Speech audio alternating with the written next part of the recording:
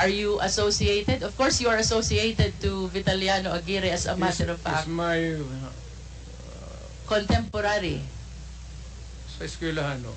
And during your time, you appointed him even as the DOJ Secretary. Tama po ba? Yes. Because bright. During that time, Mr. President, you were the mayor. Tama po? Mayor of Davao City. No, I cannot appoint a secretary. Hindi ako, mayor lang ako po. So, it has to be Now, let me rephrase my question, Mr. somebody President. else's job, not mine. During the time when these extrajudicial killings happened, you were the mayor? Tama po ba yun? Well, not only during my time as mayor. Was there any point in time, Mr. President, na pinaimbestigahan niyo po itong mga